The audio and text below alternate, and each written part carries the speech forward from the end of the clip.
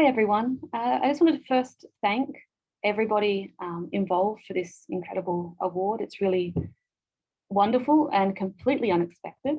So I want to thank the committee and Melissa for guiding me through the process, and also my anonymous student nominee. I couldn't have done it without them. I've been asked in order to receive this award to prepare a 3-minute statement of what I think is teaching excellence. And if it's okay, I'd actually just like to read the statement I submitted to the committee for their consideration earlier. It's a little long, but I think I can do it in 3 minutes. So let's give it a go. So my approach to teaching excellence isn't complicated. It starts with a few basic principles. 1, theory is an important way to help us think through our lives. When we approach the study of even difficult theory, we prepare students with a rich vocabulary to articulate what their worlds are and what we want them, or what they want them to be. 2, at the same time, we need to understand the mechanics of the world, and this requires doing, not just looking, because our future challenges require us to be brave and expand our skill sets to face a precarious world. 3, finally, anyone can engage with the above. We have all lived lives that bring valuable ideas and skills to the table. We are all capable of intuitive knowing and doing, and that the role of the university is to help generations of students to develop skills and knowledge to enact the changes they want to see in the world. All too often, when students arrive at university, either as freshmen or transfer students, so many have already been coached out of or pushed away from the things that they want to do. They've been taught to be scared of the fields that are not for them, from math to art, or told that their experience of discomfort or exclusion within the disciplines where they want to be is their problem, that they just aren't good at something, rather than us acknowledging a problem where our fields of knowledge seek to undermine those who might critique their foundations.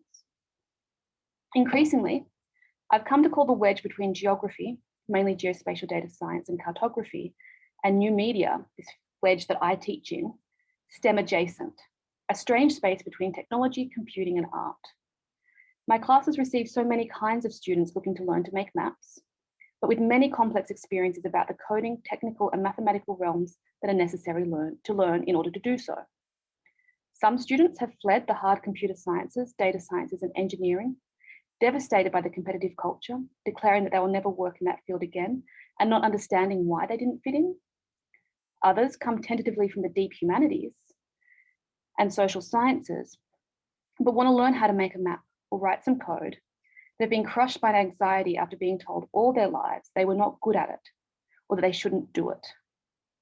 The space that I teach in is full of students of colour, women, working class, Indigenous, system impacted, LGBTI, trans, and disabled students.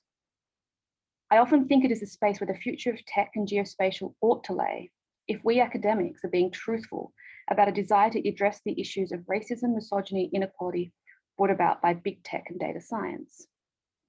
Teaching in this space, empowering these students, means acknowledging the trouble of our disciplines. It means explaining why and how diverse voices have been discouraged in the development of computer and data science, and demystifying the shroud of the genius that increasingly surrounds STEM-based disciplines. It also requires us to validate these feelings of exclusion that students' experiences in STEM have wrought.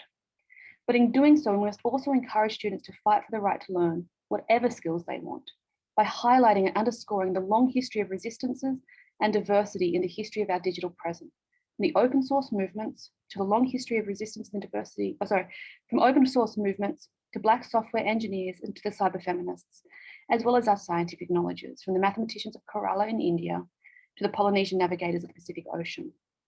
That is to say, my students must learn that actually, all those folks who told them that they couldn't or shouldn't were wrong, or worse, they were deliberately undermining them.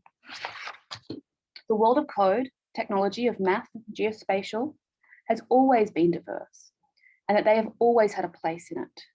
Furthermore, on my part, this means creating a curriculum where we address the fact that the skills and knowledges that demand authority have actually always been contingent and often disastrous, and to make a space in which we can talk about it and ask, does it have to be this way?